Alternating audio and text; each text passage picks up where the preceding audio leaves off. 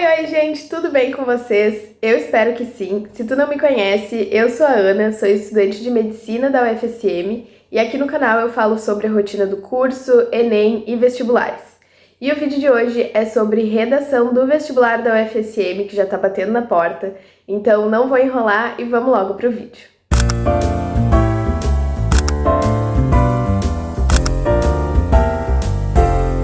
Recapitulando aqui algumas informações importantes. O vestibular da UFSM vai te solicitar que tu escreva ou uma carta aberta ou um artigo de opinião. E tu só tem como saber qual desses dois tipos tu vai precisar escrever na hora da prova. Então tu precisa estar preparado para escrever os dois. A prova de redação vai ser feita junto com a terceira etapa, a terceira prova do vestibular, que é a que ocorre no domingo de tarde. Já tem vídeo sobre artigo de opinião aqui no canal, eu vou deixar ele aqui no card, link na descrição. E nesse vídeo aqui a gente vai conversar sobre carta aberta.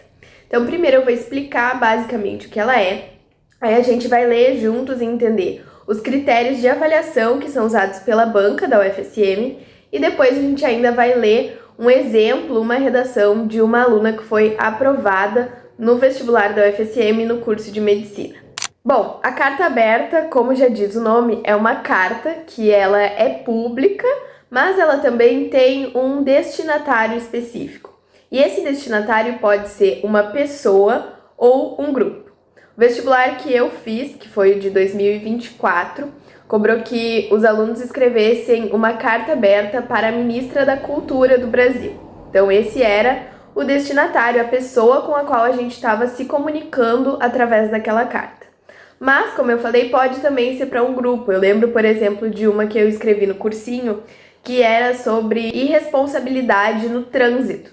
E o destinatário eram os motoristas gaúchos no geral. Essa é uma informação muito importante. Tu não apenas precisa se lembrar enquanto tá escrevendo a carta, de com quem tu tá falando, para quem tu tá escrevendo, e adequar a tua linguagem, o teu conteúdo para isso, mas tu também precisa lembrar a banca que tu lembra disso. Então eu vou mostrar no exemplo, tu precisa escrever em alguns momentos da carta. Nesse exemplo da que foi para a ministra da Cultura, prezada ministra da Cultura, senhora ministra, algo nesse sentido para demonstrar quem é o teu destinatário. Então durante a carta tu vai dissertar sobre um tema específico que o vestibular vai te apresentar e vai trazer também textos motivadores para tu ter alguma ideia, alguma noção sobre ele, expondo uma opinião específica. Então, o tema ele pode vir como forma de pergunta, que foi o que aconteceu nesse ano de 2024. Era uma pergunta se o uso de elementos culturais por outro grupo e não o grupo de origem daqueles elementos seria uma forma de respeitar e valorizar essa cultura ou o contrário, um desrespeito. Então tu precisava se posicionar a respeito disso, argumentar de forma a convencer o destinatário da tua posição e fazer algum tipo de solicitação, de pedido. Nessa que eu comentei também sobre o trânsito, que eu lembro muito porque eu gostei muito de escrever ela, eu escrevi, solicito então aos motoristas gaúchos que tomem mais cuidado no trânsito com o objetivo de preservar a vida do outro, esse tipo de coisa. Então fazer uma solicitação, um pedido, algo nesse sentido. Além de deixar claro com quem tu tá falando, sobre qual tema e fazer uma solicitação a respeito desse tema, tu precisa também mostrar quem tu é enquanto escreve essa carta. E isso não é quem tu é de verdade ou algo que tu vai escolher, mas algo que vai ser apresentado pela proposta. Então ela vai te dar um nome, um papel para assumir e tu vai escrever isso em algum momento da carta e no final, quando tu for assinar ela. Então vai ser algo como estudante ou cidadão preocupado, algo nesse sentido. Depois o exemplo vai ficar bem claro. E a estrutura da carta, como funciona? Ela vai iniciar com um título que pode ser tanto carta aberta para tal pessoa ou tal grupo, ou carta aberta sobre tal assunto, ou ainda carta aberta sobre tal assunto para tal pessoa. As cartas abertas não vão variar muito em título, ou seja, Muitas das que vão ser entregues para a UFSM nesse dia do vestibular vão ter exatamente o mesmo título e isso não tem problema nenhum, eles são previsíveis mesmo e o título da carta aberta não é o momento de tu quebrar a tua cabeça tentando pensar em algo diferente ou original. Vai com um desses que já tá tudo certo. Depois disso vai ter uma introdução, onde tu vai mostrar qual é o tema que tu vai falar, contextualizar ele, já demonstrar também quem tu é e para quem tu tá escrevendo. Depois disso, uns 2 parágrafos de desenvolvimento, que tu vai realmente argumentar, explicar o que tu gostaria que fosse feito sobre aquele assunto pela pessoa a quem tu tá se direcionando. E uma coisa importante é que esse gênero textual, ele precisa também ter uma contra-argumentação. E isso é uma previsão de argumento do oponente. Então tu vai escrever algo no sentido de: embora alguns possam dizer tal coisa, insere aqui um argumento que é contra o que tu tá falando, é contra o teu ponto de vista pessoal, e daí tu diz por que ele tá errado, explica por que ele não faz sentido ou não é verídico. E para terminar, uma conclusão que é bem diferente da conclusão Enem. Eu tento comparar sempre com o Enem porque é o que a maioria do pessoal já tá acostumado a escrever e a estudar. Essa conclusão ela é bem menorzinha, bem mais enxuta, é um resumo do que foi conversado, explicado ao longo do texto e uma lembrança de qual é a tua solicitação, o que tu gostaria que fosse feito, mas não na forma de uma proposta de intervenção, algo com todos aqueles elementos que a gente precisa ter na redação estilo Enem. Agora, quando eu ler o exemplo para vocês, acredito que tudo isso vai ficar um pouco mais claro. E lembrando que a redação deve ter entre 15 e 30 linhas. Vamos ler juntos agora os critérios que vão ser utilizados pela banca da UFSM. O texto apresenta as etapas típicas do gênero: título e ou vocativo, motivo da manifestação e ou objetivo, argumentação que sustenta um ponto de vista, conclusão e remetente. Os interlocutores específicos e os remetentes estão explicitados e a seleção lexical ao longo do texto está adequada à situação de interlocução, formas de tratamento e ao gênero textual, marcas de interação. O problema de interesse coletivo é contextualizado conforme instruções quanto à motivação e ao tema proposto. A análise do problema é norteada por um ponto de vista que é compatível com o tema e com a situação comunicativa e que regula as inter-relações textuais. Os argumentos usados para fundamentar o ponto de vista são pertinentes e consistentes, articulados por estratégias argumentativas coerentes, a previsão de argumentos do oponente e ou contra-argumentação. A análise é concluída com uma síntese do que foi exposto e ou uma proposta para os interlocutores. Há emprego adequado de recursos linguísticos, marcas de avaliatividade, modalidade, gradação, operadores argumentativos, para sinalizar o ponto de vista e os argumentos. Esse aqui é basicamente tu deixar o teu ponto de vista realmente claro e tu pode usar adjetivos e advérbios para fazer isso. Então, escrever um infelizmente para mostrar que uma situação que ocorre no Brasil de hoje é algo que tu não está de acordo, é um exemplo de como fazer isso. São usados adequadamente recursos linguísticos para unidade e progressão temáticas e para estabelecimento de relação entre constituintes do texto, coesão referencial e sequencial. O registro linguístico é formal, respeita as normas de urbanidade e apresenta adequação sintática e ortográfica. São utilizadas adequadamente marcas de segmentação em função do gênero, paragrafação e pontuação apropriadas à organização textual e à argumentação. Lemos os critérios e agora vamos passar para o exemplo, que é uma redação do vestibular de 2024. Eu vou colocar na tela prints da proposta por completo. Se vocês quiserem pausar, printar, ler os textos motivadores. Eu não vou ler eles aqui para a gente não perder tempo e vou ir direto para a proposta. Suponha que o Ministério da Cultura brasileiro esteja discutindo o fenômeno da apropriação cultural no Brasil e abra espaço em seu site oficial, via canal de atendimento, para que a população se manifeste sobre o assunto. A partir disso, você decide participar do debate e escrever uma carta aberta à ministra da Cultura, Margareth Menezes, sobre a seguinte questão: o uso de elementos culturais fora do contexto original é uma forma de desrespeito ou de valorização do grupo de origem e da sua cultura? No lugar do remetente, use a expressão cidadão brasileiro ou cidadã brasileira. Seu texto deve ter no mínimo 15 e no máximo 30 linhas.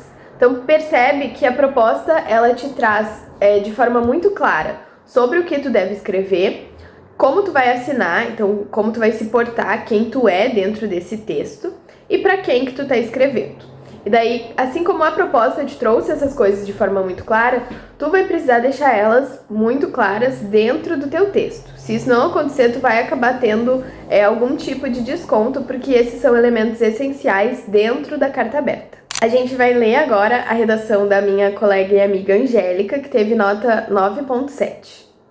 Carta aberta à Ministra da Cultura, Margareth Menezes. O título é aquilo que eu expliquei para vocês, simples e claro, não tenho que complicar aqui. A multiculturalidade é uma das mais proeminentes características do nosso país. É fácil perceber a diferença de tradições e de costumes entre os estados brasileiros, principalmente daqueles que estão situados em distintas regiões do território. Isso é resultado de processos históricos e de diversas formas de interação social ocorridas ao longo dos anos.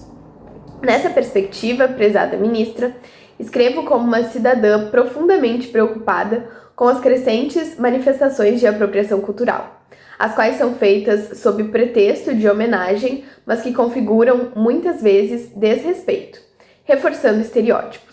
Então essa introdução cumpre muito bem seu papel. Ela situou o tema, explicou sobre o que ela vai falar ao longo dessa redação, para quem que ela está escrevendo. Então ela diz ali, além de ter no título, né, ela também escreve ao longo do parágrafo: prezada ministra, escrevo como uma cidadã profundamente preocupada. Muito bem, é isso que tem que ser feito. Ela também já mostrou qual é o posicionamento dela, que muitas vezes o uso de elementos culturais é feito com pretexto de homenagem, mas acaba configurando um desrespeito. Então vamos ver agora na argumentação como que ela vai sustentar esse ponto de vista. Nesse sentido, cara ministra, analiso que a educação exerce um papel determinante na distinção entre o uso inadequado de elementos culturais fora do contexto original e formas respeitosas de valorização.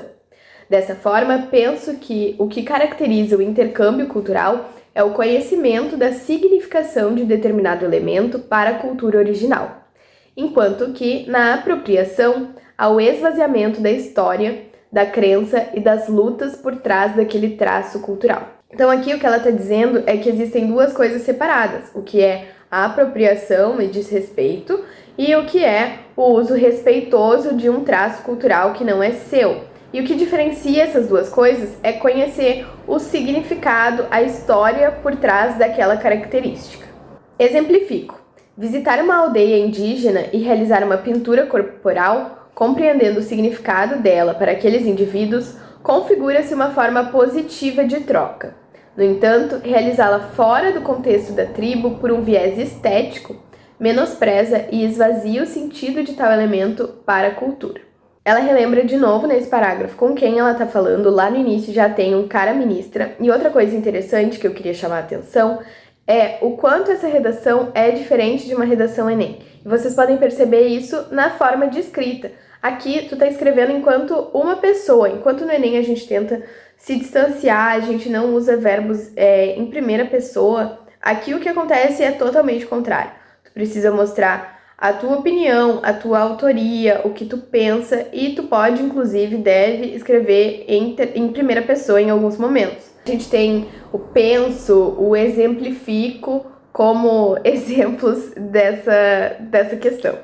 Vamos para o próximo parágrafo. Além disso, várias marcas culturais nacionais que são símbolos de brasilidade e são praticadas pelos cidadãos como um todo, têm origens em tempos sórdidos da história do nosso país. A prática da capoeira é uma ilustração disso, dado que foi um mecanismo de resistência durante o período da escravidão e atualmente configura-se como patrimônio imaterial.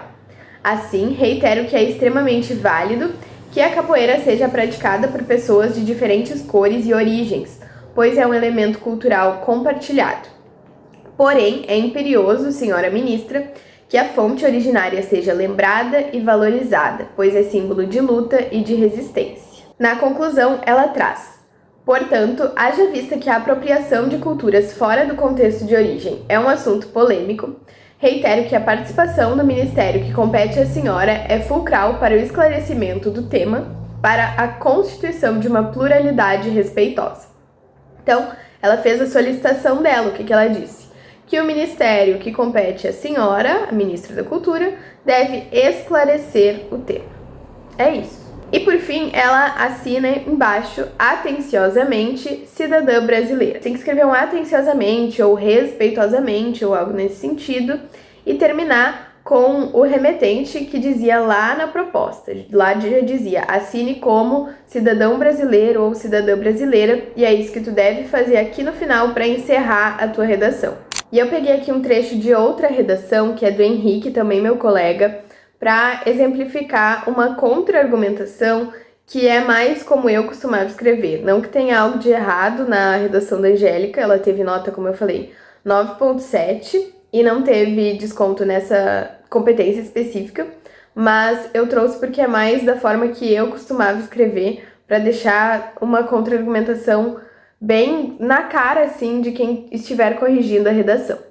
Então, nessa redação aqui, que é do mesmo tema, mesmo ano, tudo igual, o Henrique escreveu: em primeiro lugar, destaco que, ainda hoje, permeia na consciência de muitos brasileiros a ideia de que vivemos em uma democracia racial, como desenvolvido por Gilberto Freire, que estabelece que todos os grupos étnicos e sociais brasileiros vivem em harmonia, isto é, não enfrentam desequilíbrios de poder nem de sadia representação. No entanto, experienciamos o oposto disso. A cultura branca e europeia ainda é tratada como superior, e a dos outros povos, como indígenas e negros, constantemente vira motivo para piadas, fantasias e adereços lúdicos em festas, programas de televisão e filmes. Ele já inicia esse primeiro parágrafo de desenvolvimento com uma contra-argumentação, que é basicamente: embora algumas pessoas possam achar que, embora alguns possam argumentar tal coisa, embora muitos pensem que, isso não é verdade por tal e tal motivo. É justamente o que ele faz aqui, já no início do parágrafo, já trazendo Gilberto Freire para colocar também um repertório, e aí depois ele vai seguir argumentando em cima dessa mesma ideia que ele defendeu aqui. Gente, era isso que eu tinha para trazer para vocês hoje. Eu espero que o vídeo tenha ficado legal, que tenha dado para entender. Se vocês ficaram com dúvidas ou querem conversar mais sobre algum ponto específico, deixem comentário que eu respondo sempre que eu posso, ou me chamem no Instagram, que também fica na descrição dos vídeos. Eu vou deixar junto na descrição links de outros vídeos meus que são sobre o vestibular da UFSM. Não se esqueçam, por favor, de deixar uma curtida e se inscrever no canal para apoiar o que eu faço por aqui. Beijos e boa sorte para todo mundo no vestibular da UFSM.